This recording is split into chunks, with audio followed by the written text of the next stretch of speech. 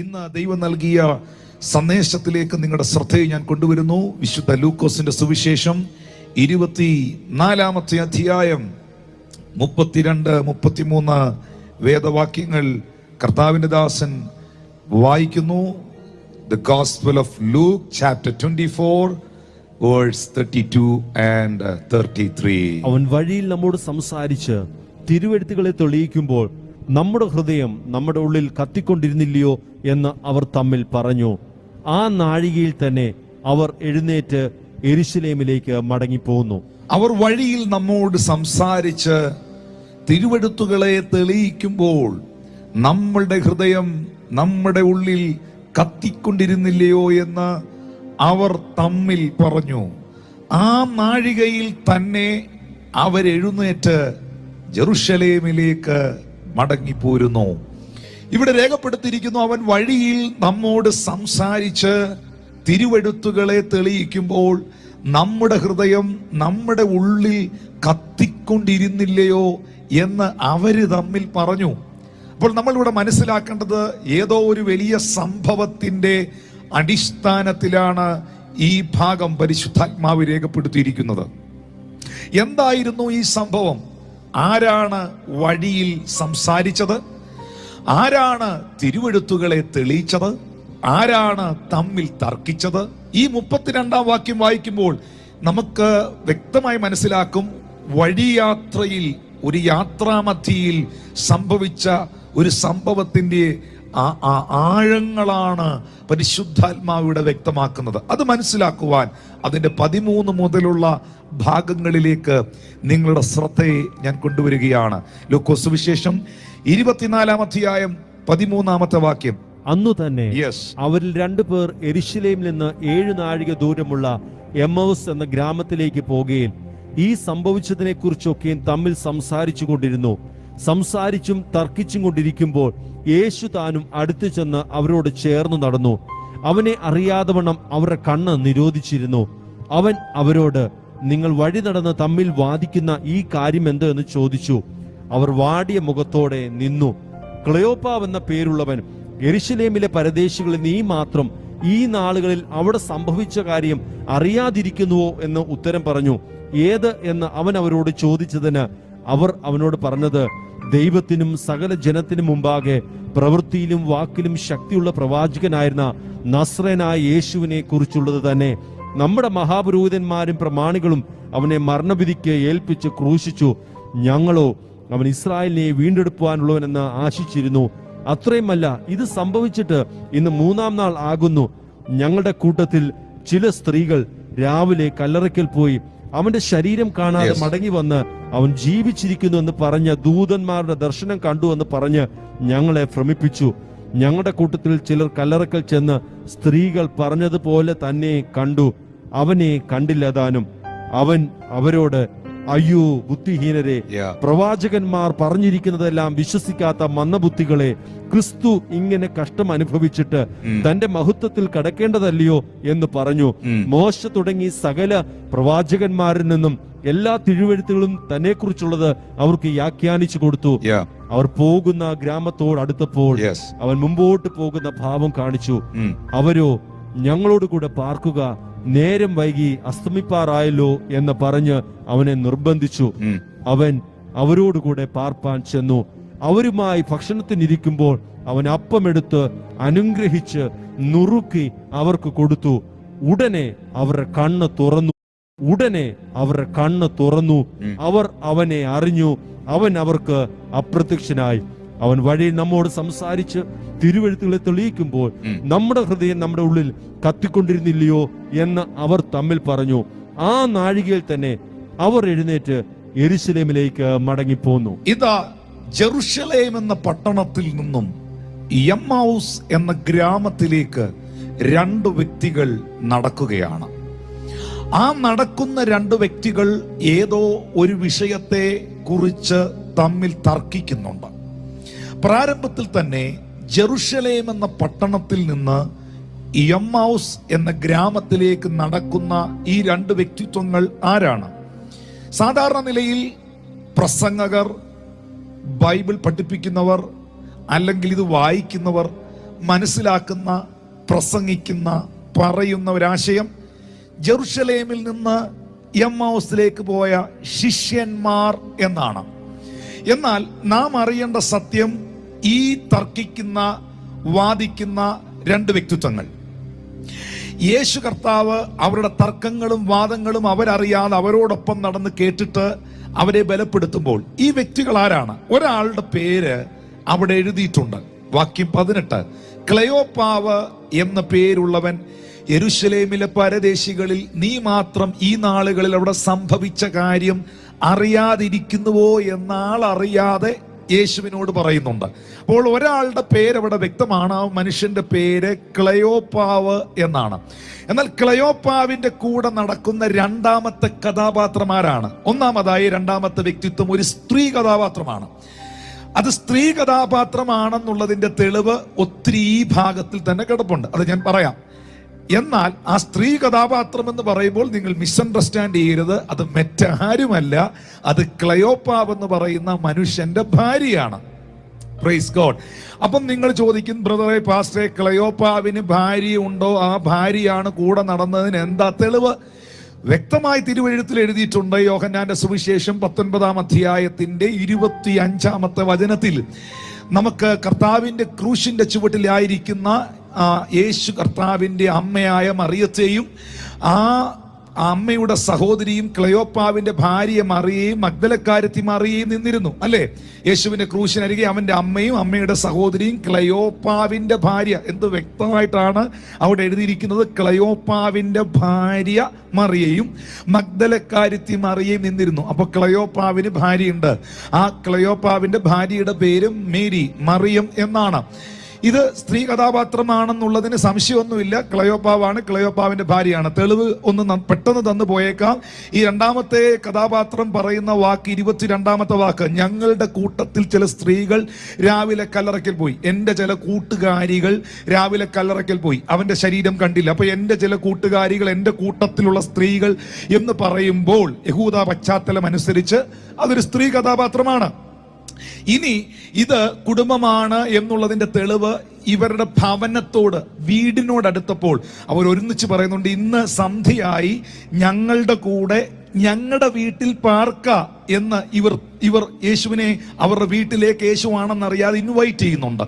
മൂന്നാമത് ഇത് ഭാര്യയും ഭർത്താവും ആണെന്നുള്ളതിന്റെ ഏറ്റവും വലിയ തെളിവല്ലേ പ്രിയരെ? ഇവർ രണ്ടുകൂടെ പോയപ്പോൾ വഴക്കുണ്ടാക്കിക്കൊണ്ട് പോയത്, തമ്മിൽ തർക്കിച്ചും വാദിച്ചും കൊണ്ട് പോയത് ഏറ്റവും വലിയ തെളിവല്ലേ? Praise God, hallelujah. ഒരു വിഷയത്തെക്കുറിച്ച് തമ്മിൽ തർക്കമുണ്ടായത്. അപ്പോ ഒന്ന്, ഈ രണ്ട് വ്യക്തിത്വങ്ങൾ ആരെന്ന് വെച്ചാൽ, ഒന്ന് ക്ലെയോപ്പാവ്, രണ്ട് ക്ലെയോപ്പാവിന്റെ ഭാര്യയായ മറിയം. ഇവര് രണ്ടും ജെറുസലേം എന്ന പട്ടണത്തിൽ നിന്ന് എമ്മൗസ് എന്ന ഗ്രാമത്തിലേക്ക് പോകുന്നു. ഇനിയാണ് ഈ മെസ്സേജിന്റെ അതിപ്രധാനപ്പെട്ട ആഴങ്ങൾ ദൈവാത്മാവ് നിങ്ങളെ അറിയിക്കുന്നത്.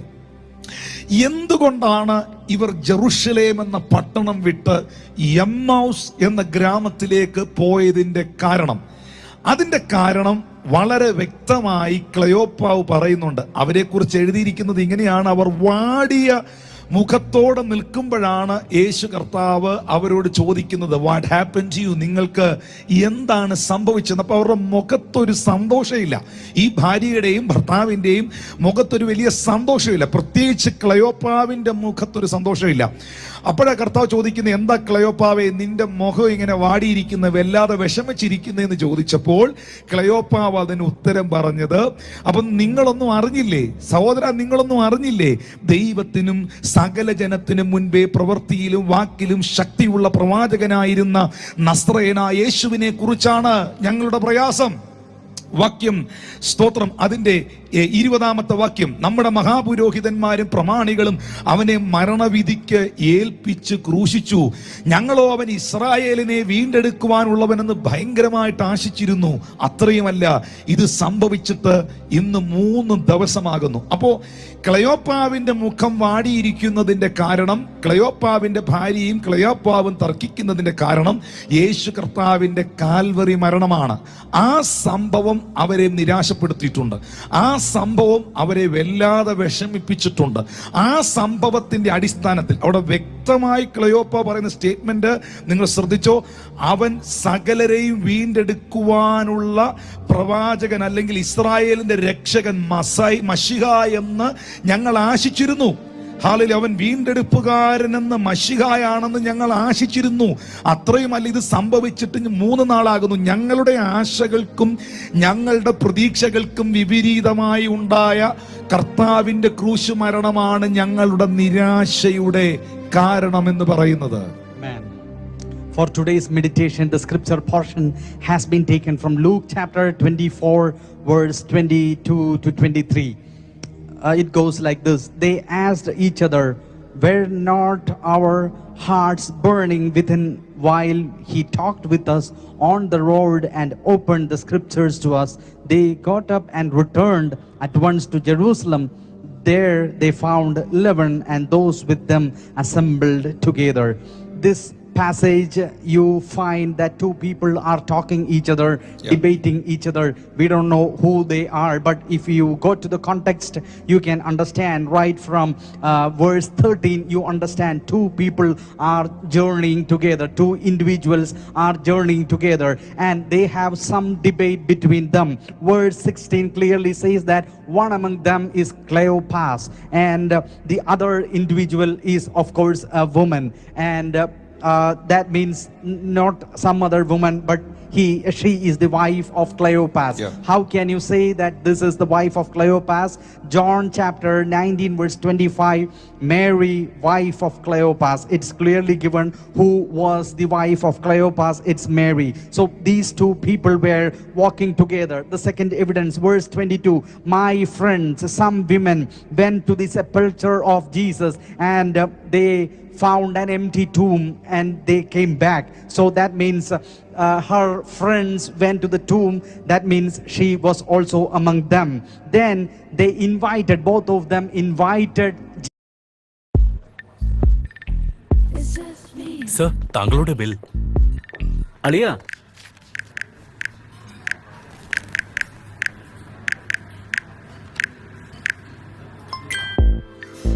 Samsung wallet. Payment approved. Approved ആണ്. പയ്യൻ ഓസമാണ്.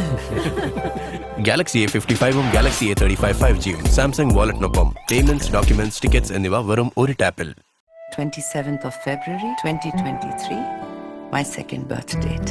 ये दिन और मेरी ये कहानी मैं अपने डॉक्टर्स के नाम करती हूँ.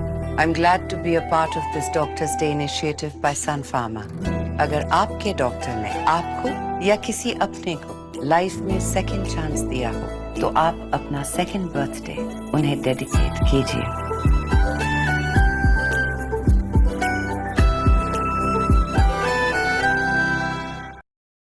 Jesus Christ into their homes. So then again, it's a family invitation, you can imagine.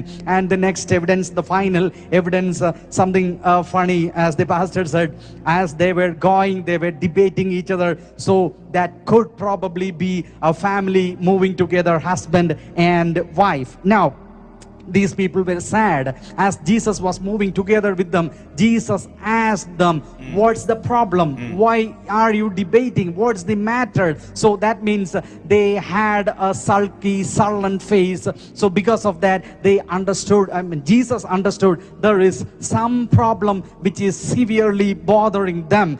And the question to Jesus Christ from them was, didn't you know all these things that happened in Jerusalem? Only you didn't know all these things. Verse 19, Jesus of Nazareth, the hope of Israel, the Messiah of Israel, the powerful prophet who was powerful in words and deeds. We thought that he is the hope of Israel. He will redeem the people from the clutches and bondages. And he was killed by the Romans, and he was crucified by the Romans, and he was crucified, he was killed. 3 days passed, nothing happened, and we are walking back home, and there is no hope 3 days passed, nothing is there for us to hope. This is the situation they had, and they were debating about these things each other. നമ്മൾ മനസ്സിലാക്കേണ്ട ഒരു സത്യം, ഈ ക്ലയോപ്പാവും ക്ലയോപ്പാവിന്റെ ഭാര്യയായ മേരിയും യേശു കർത്താവിന്റെ ശുശ്രൂഷയിൽ യേശു ക്രിസ്തുവിനോടൊപ്പം ഉണ്ടായിരുന്നവരാണ്. നമുക്കറിയാം, ശിഷ്യന്മാർ പോലും പലരും ഓടി ഒളിച്ചപ്പോഴും കുരിശിന്റെ ചുവട്ടിൽ വരെയും ഏറ്റവും അവസാനത്തെ മൊമെന്റിൽ വരെയും ക്ലയോപ്പാവിന്റെ ഭാര്യയായ മേരി ഉണ്ടായിരുന്നു. അപ്പോൾ ആ കുടുംബം എത്രത്തോളം കർത്താവിന്റെ ശുശ്രൂഷയിൽ കമ്മിറ്റഡ് ആയിരുന്നെന്നും, എത്രത്തോളം യേശുവിന്റെ ശുശ്രൂഷയെ അവർ സ്നേഹിച്ചിരുന്നെന്നും, എത്രത്തോളം കർത്താവിൽ അവർ ആശയും പ്രതീക്ഷയും വെച്ചിരുന്നെന്നും വ്യക്തമാണ്. എന്നാൽ പലപ്പോഴും നമ്മൾ അറിയേണ്ട ഒരു സത്യമുണ്ട് പ്രിയരെ, നമ്മൾ നിരാശരാകുന്നതിന്റെ കാരണം, നമ്മുടെ മനസ്സിൽ ഡിപ്രഷൻ, ആങ്സൈറ്റി, ഒത്തിരി നമ്മൾ ഡൗൺ ആയി പോകുന്നതിന്റെ പലപ്പോഴുമുള്ള കാരണം ഇത് തന്നെയാണ്. ക്ലയോപ്പാവിന്റെ മുഖം ഇങ്ങനെ വാടിയിരിക്കുന്നതായ സാഹചര്യത്തിൽ, വല്ലാതെ വിഷമിച്ചിരിക്കുന്ന സാഹചര്യത്തിൽ യേശു ചോദിക്കുമ്പോഴാണ് എൻ്റെ ആശകൾക്കും ഞങ്ങളുടെ പ്രതീക്ഷകൾക്കും വിപരീതമായ ഒരു സംഭവം ജെറുസലേമിൽ ഉണ്ടായി എന്ന് ക്ലയോപ്പാവ് യേശു ക്രിസ്തുവിനോട് യേശുവാണെന്നറിയാതെ പങ്കുവയ്ക്കുന്നത്. ഇന്ന് ഈ സന്ദേശം നിങ്ങൾ കേട്ടുകൊണ്ടിരിക്കുമ്പോൾ നിങ്ങളുടെ ആശകൾക്കും നിങ്ങളുടെ പ്രതീക്ഷകൾക്കും വിപരീതമായി എന്തെങ്കിലും സംഭവങ്ങൾ നിങ്ങളുടെ ജീവിതത്തിൽ ഉണ്ടായെങ്കിൽ, നിങ്ങൾ പ്രതീക്ഷിച്ചതുപോലെ അത് സംഭവിച്ചില്ല, നിങ്ങളുടെ പ്രതീക്ഷകൾ പോലെ അത് നടന്നില്ല, നിങ്ങൾ വിചാരിച്ചതുപോലെ കാര്യങ്ങൾ പോയില്ല, അത് നിമിത്തം നിങ്ങളുടെ അകത്തൊരു നിരാശ കയറി നിങ്ങൾ ഡിപ്രസ്ഡായി, നിങ്ങൾ ഡൗൺ ആയിരിക്കുന്നെങ്കിൽ, ക്ലയോപ്പാവിന്റെയും മേരിയുടെയും അരികിൽ വന്ന യേശു ഈ സഭായോഗത്തിൽ നിന്റെ അരികിലേക്ക് ഇറങ്ങി വരുന്നുണ്ട് എന്ന സത്യം കൂടെ ഞാൻ വ്യക്തമാക്കുകയാണ്. ശ്രദ്ധിക്കുക പ്രിയപ്പെട്ടവരെ, ജെറുസലേം എന്ന പട്ടണത്തിൽ നിന്ന് എമ്മൗസ് എന്ന ഗ്രാമത്തിലേക്കാണ് ഈ ഹസ്ബൻഡ് ആൻഡ് വൈഫ് ഇപ്പോൾ നടക്കുന്നത്. ജെറുസലേം ആരാ